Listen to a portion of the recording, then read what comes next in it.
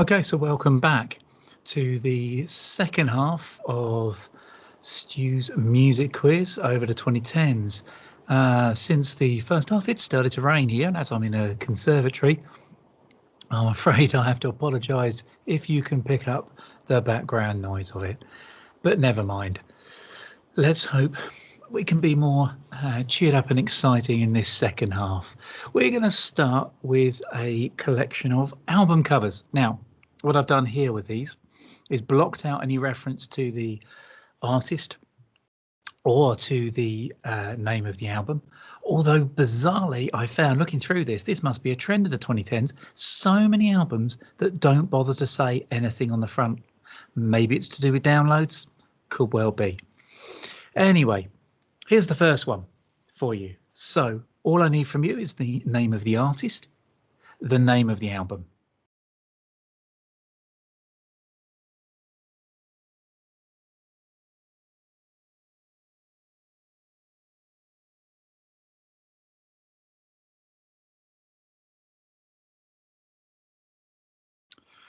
Okay. Number 27. Yep, very tasteful. But what is the name of the artist? What's the name of the album?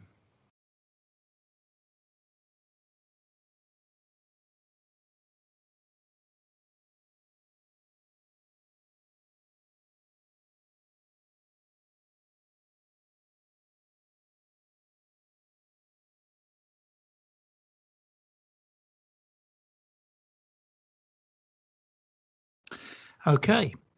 Number 28. Again. Name of the artist, please. Name of the album.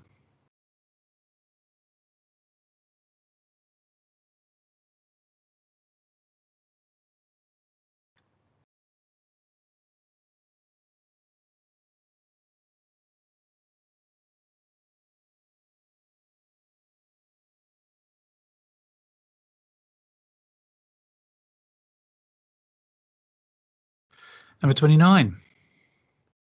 Name of the artist. Name of the album.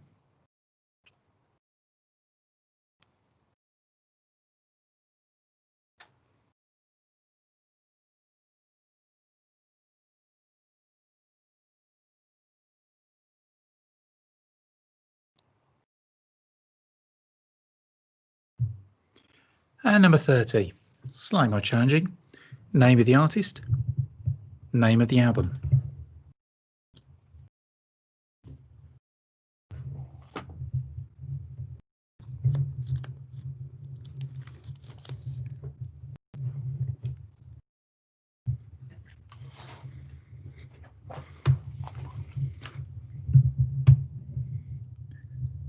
Now those sounds you can now hear are the sounds of me moving the microphone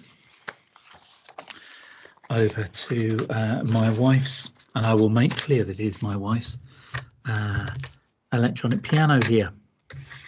My wife plays piano. I don't. Now, any of you who attempted to join me last week will be well aware that my first attempt at this music quiz was pretty much ruined by my misunderstanding, shall we say, of the copyright laws and my position in regards to them, which meant huge chunks of it where I used examples of music were blocked out by YouTube. So I thought, how do I get past that? Well, one way is to make it a completely just word quiz, but I thought, no, let's take an advantage of the situation. Let's move it to a name that tune situation, and here is the electric piano, and here is a very inept player attempting to play some tunes on the electric piano, and all you have to do is work out what that tune is. Now, everyone's at the same disadvantage. You has a go at this, the disadvantage being my playing, of course. And here's praying I don't make too many mistakes. Okay, so let's start with number 31. Number 31, all you got to do is name this tune.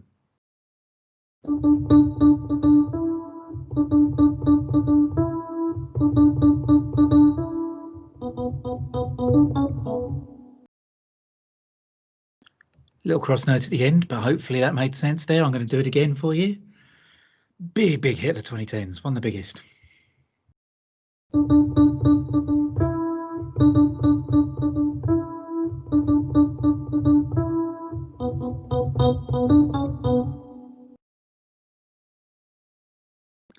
There you go. Well, that was the easy one. Okay, on to number 32. Another big hit from here. This one's a bit more. So let's hope I managed to pull this one off all right. Number 32. Name this tune.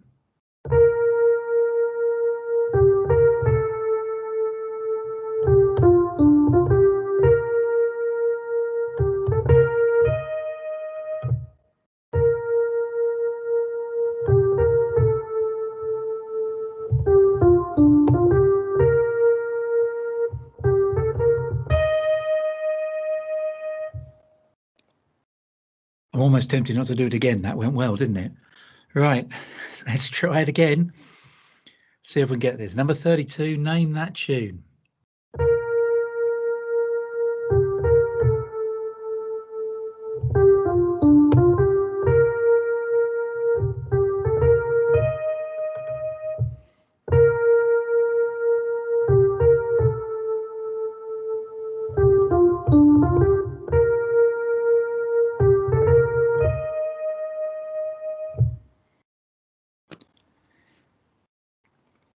This is going far too well. The mess up is sure to come. Right, let's try number 33. Okay, again, big song of the decade. Can we get it right? Name that tune.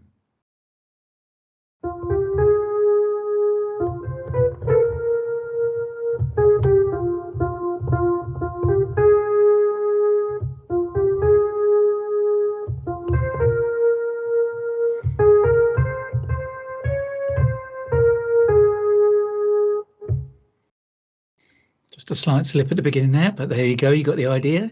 I'll do it again for you. Name this tune.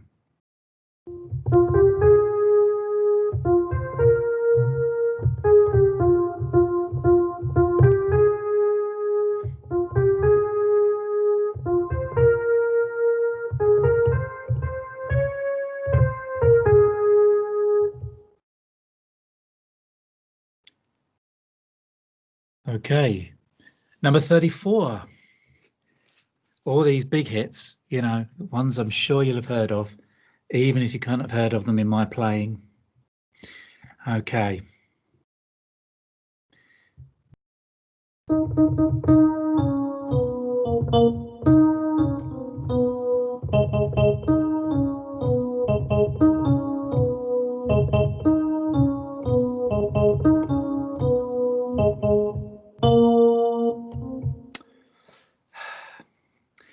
No, I made that one wrong. Let's try this one again.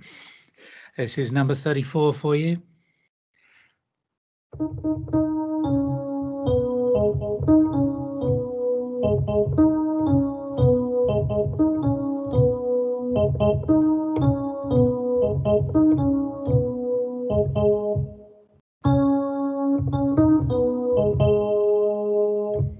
Hey, got it right that time. Okay. Right, we'll move on to number 35. The final one here. See if I can get this right.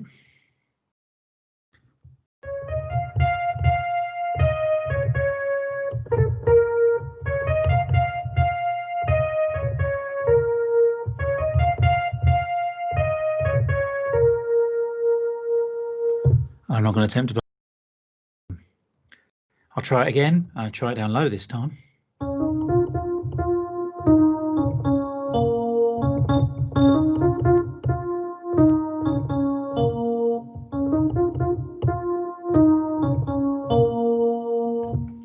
Deliberately designed to be more of a difficult one, that one. Okay, right, so there's your name that tune round. Either something that gave you a few laughs and entertainment, or something that had you hiding behind the sofa in embarrassment. Right, or maybe it should have just had me hiding behind the sofa in embarrassment. Okay, I've moved the microphone back over now. And from Name That Tune, let's move on to something a little bit smoother. Name that album. Okay, so what I'm going to do here is I'm going to give you 3 albums in a row, 36, 37 and 38, and give you some clues to what that album is. So let's start with number 36. Okay, so it was recorded in 2011 at a church in Dorset. It's described as an anti-war album. It references, amongst many other things, Eddie Cochran's Summertime Blues and the old classic Istanbul, Not Constantinople. And it won the Mercury Prize. Okay, so again, those clues. Recorded in 2011 at a church in Dorset. Described by many as an anti-war album. References Eddie Cochran's Summertime Blues and Istanbul, Not Constantinople, amongst many other references. And it won the Mercury Prize. Name that album.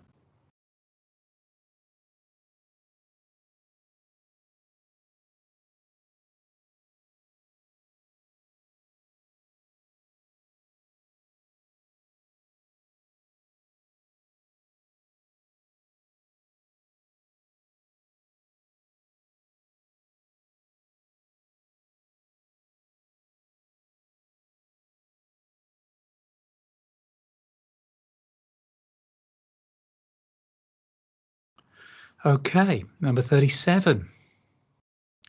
This was originally released with an accompanying film in 2016. It's been released since just as an album, but it was originally with an accompanying film in 2016. There's a multitude of guest appearances, including Kendrick Lamar, The Weeknd, and Jack White. And the clue that might give it away, it reveals a partner's infidelity with Becky with the good hair. Okay, and many would say a lot of the album is about this.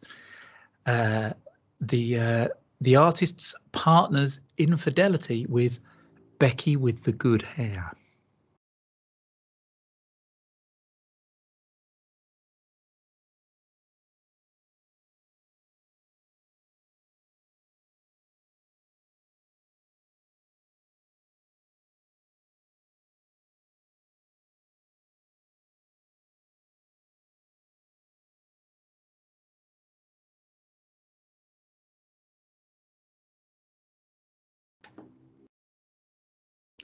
Well, at least the rain's stopped now. Maybe the beauty of my piano playing pushed it away. Probably not. Okay, number 38. The second album by a Manchester band, released in 2016 to huge critical and sales success. It topped the album charts in the UK and USA, and it includes songs entitled and Please Be Naked. Okay, the second album, in America, they love to call that the sophomore album, don't they? By a Manchester band, a difficult second album. But it was released in 2016 to huge critical and sales success. I'd say arguably much bigger than the first album. It topped the album charts in both the UK and the USA, and it included songs entitled Ugh and Please Be Naked.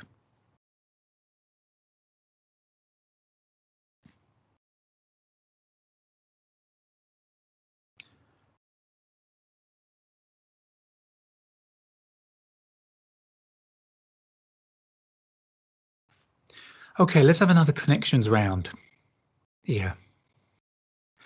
So, 4 big faces there for you that you may well recognise. That is Scott Walker on the left.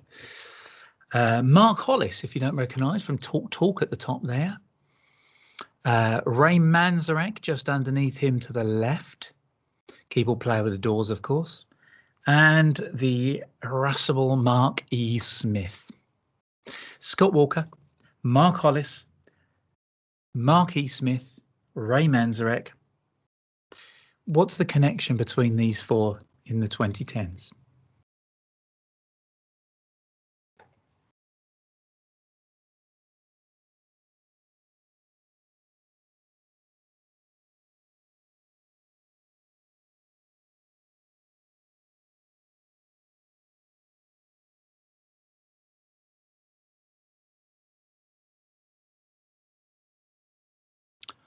Okay, a little bit more trivia for you now. A few more trivia questions for you.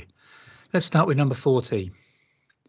Let's go to some more straightforward trivia ones. What was the biggest selling album of the decade? I didn't need to specify in the UK there, although I do mean in the UK, because it also was in America. And I think it also was worldwide as well. The biggest selling album of the decade.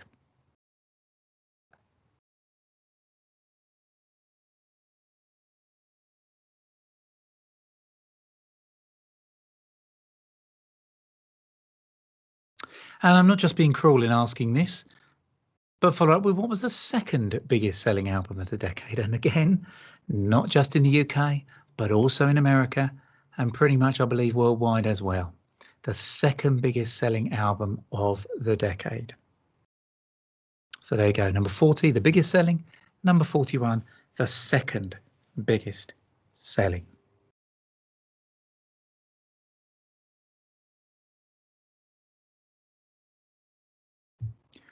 Okay, number 42.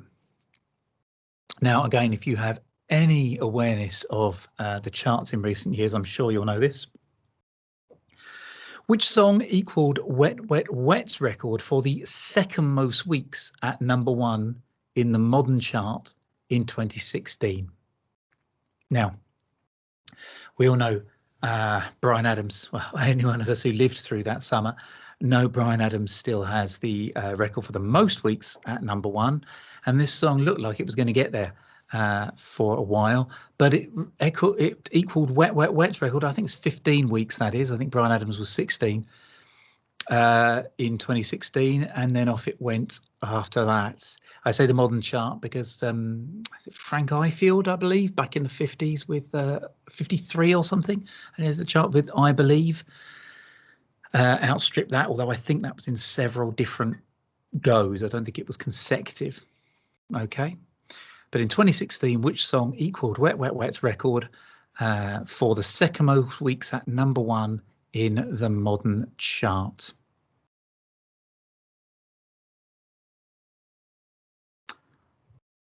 Number 43. Which artist provided 9 out of the UK's top 10 singles in the chart of the 10th of March 2017? So the 10th of March 2017, when the charts came out, one artist had 9 of the top 10 singles. Who was it? Give yourself a bonus point if you can tell me what the other one was. That wasn't the other single was that wasn't provided by them as well.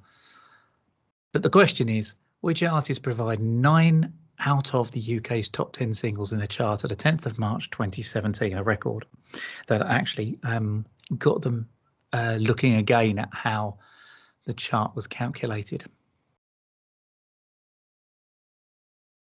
Can't get it right at the moment, can they? It's the trouble, they've not really managed to measure effectively streaming and the fact that people tend to stream the same song over and over again. Okay. So now what we have is a round I like very much. I wish I could do this by playing you. My absolute dream on this would be to play you the originals of these and ask you to come up with the cover versions from this decade, who covered them from this decade, but I can't, so I'll just have to give you the song and ask you. Okay, let's start with one many will remember, I'm sure, this in 2015. I think they hit #1 with it. The Sound of Silence by Simon and Garfunkel. Who covered The Sound of Silence in 2015?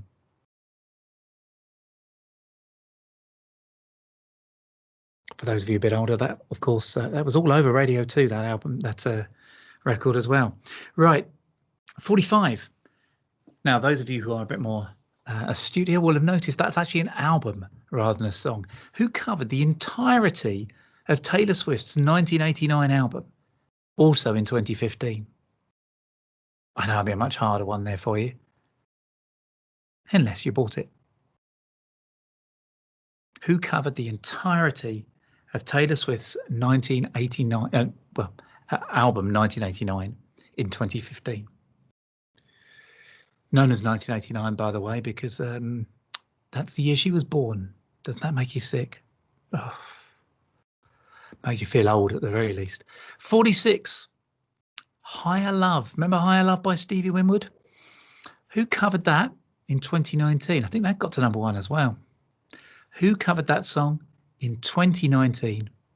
And if you're being very clever here, I know there was a kind of a backup DJ thing, but I'm talking about the singer whose cover of Higher Love, Stevie Winwood, was released in 2019.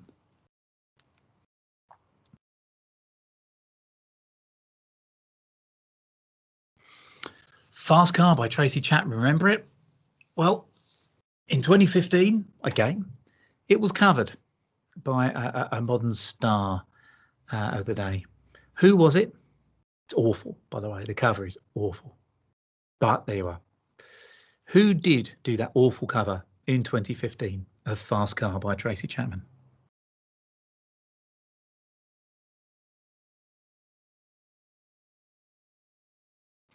And finally, sacrilege for many of you out there, I would think, Love Song by The Cure, which I believe many people will know this a lot more than me, but I believe that was Robert Smith's song to his wife. I think it was a genuine one. Anyway,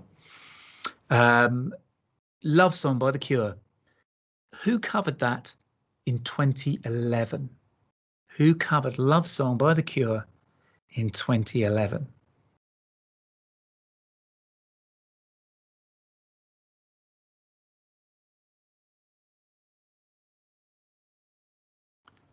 Okay, now we're nearly there. 2 last questions, odd one out. Have a look at this. Which of these did not win the Mercury Music Prize in this decade? Which of these albums did not win the Mercury Music Prize in this decade? Was it XX by the XX? Was it Shedding Skin by Ghost Poet? Was it Dead by Young Fathers? Or was it Psychodrama by Dave? Which of those 4 did not win the Mercury Music Prize in the 2010s?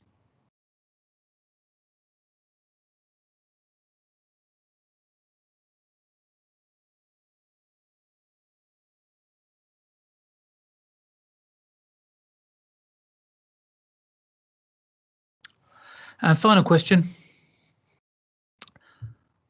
Which of these was not in the NME top 3 albums for the 2010s? So which of these 4 albums was not rated as one of the top 3 albums of the 2010s by the NME?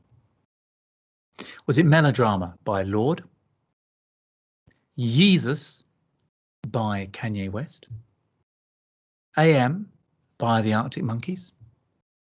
Or Good Kid, Mad City by Kendrick Lamar? Melodrama by Lorde, Yeezus by Kanye West, AM by Arctic Monkeys, or Good Kid, Mad City by Kendrick Lamar? I'm sure many people will tell me it's actually Yeezus or whatever, because I think it's a play on Kanye West being known as Ye. But anyway, one of those 4 was not in the NME top 3 albums. 3 of them were the top 3 albums of the decade, according to the NME. You got to find the odd one out.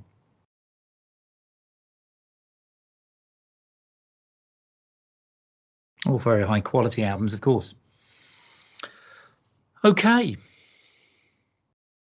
So if you have enjoyed this, I hope you have, we are going to post the answers later on today for you to see what you came up with and how well you did out of the 50. So you have to wait too long. Please, again, a reminder once more that this is for young minds. Okay, that's why I'm doing this. So please, please, please, if you are there and listening to this and you've done this quiz, please donate something to Just Giving to my Just Giving page. Okay, like I say, it's the reason I'm doing this, even if it's only a couple of quid or £1, whatever, a time. Just help me raise some money for it. Now, you can also, if you don't already, follow me on Twitter. My handle is @StuartHoskin, at which point I will always tell you, I'll make you aware of when new quizzes are coming out. And of course, that should hopefully help you on to, if you want to go to Richard Shaw's page, as Richard Shaw's, excuse me, if you want to go to Richard Shaw's album of the year, then you can find it through there, but you can also find it through hashtag 7album2010s. Okay, 7albums 10s, 7albums 10s, that's the way it is. I say feedback welcome, please do feel free to send me a message, DM me, whatever, to let me know any feedback, any bits you particularly enjoyed or didn't enjoy, or if you just want to say, for God's sake, don't try and play that piano again. But if you did enjoy it, please, can you retweet my messages, pass it on to friends, get people listening and involved so we can get raising money for Just Giving. Thank you so much for taking part. Another quiz will be up next weekend, next Sunday, the second quiz on the 2010s. And hopefully I will see you again then.